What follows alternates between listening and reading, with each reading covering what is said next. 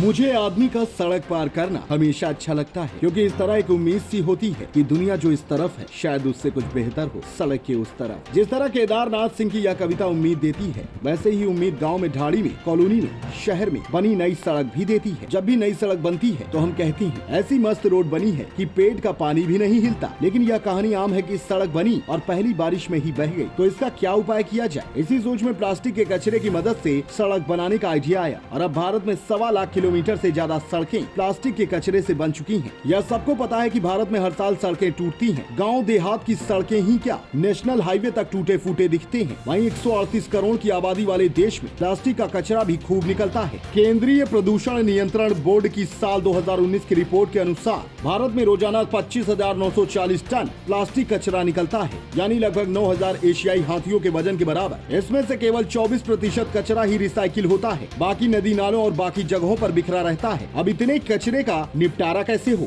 तो जुलाई 2016 में सरकार ने एक ऐलान किया, कहा कि सड़कें बनाने में प्लास्टिक कचरे का इस्तेमाल किया जाएगा। इसके बाद सेंट्रल रोड रिसर्च इंस्टीट्यूट ने सड़क बनाने के कच्चे माल में प्लास्टिक के यूज का प्लान बनाया। सड़क बनाने में आमतौर पर लगता है डामर और रोड़ी, यानी छोटे पत्थर। इसी में प्लास्टिक मिलाई जाती है। आमतौर पर 1 किलोमीटर सड़क के लिए 10 टन डामर लगता है, लेकिन प्लास्टिक मिलाने पर यह मात्र 9 टन ही रह जाती है। बाकी का 1 टन प्लास्टिक कचरा हो जाता है। इससे प्रत्येक किलोमीटर पर 1 टन डामर की बचत होती है। सड़क बनाने में प्लास्टिक के इस्तेमाल की तकनीक प्रोफेसर राजगोपालन वासुदेवन ने साल 2001 में तैयार की थी। प्रोफेसर वासुदेवन मदुरै के त्यागराजन कॉलेज ऑफ इंजीनियरिंग में केमिस्ट्री पढ़ाते हैं। उनकी तकनीक के तहत सड़क बनाने में इस्तेमाल होने वाली रोड़ी को 165 डिग्री सेल्सियस पर गर्म किया जाता है, फिर इसमें प्लास्टिक कचरा मिलाया जाता है। ऐसे में पत्थर पर प्लास्टिक की कोटिंग हो जाती है। वहीं डामर को 160 डिग्री सेल्सियस पर गर्म करना होता है, फिर सड़क बनाते समय डामर और रोड़ी को मिला लिया जाता है। वासुदेवन ने इस तकनीक से अपने कॉलेज में सड़क बनाई। इस काम के लिए प्रोफेसर वासुदेवन को पद्मश्री पुरस्कार से भी नवाजा जा चुका है। उन्हें प्लास्टिक मैन भी कहा जाता है। इसमें किसी भी तरह के प्लास्टिक कचरे का इस्तेमाल किया जाता है, फिर चाहे वो टॉफी का रैपर हो या फिर प्लास्टिक का शॉपिंग बैग या फिर प्लास्टिक की बोतल। इसे गर्म रोड़ी में मिलाने से पहले टुकड़ों में काट लिया जाता है। वैसे तो भारत में साल 2012 से ही सड़क बनाने में प्लास्टिक का इस्तेमाल हो रहा है, लेकिन 2015 से इस पर गंभीरता से काम शुरू हुआ।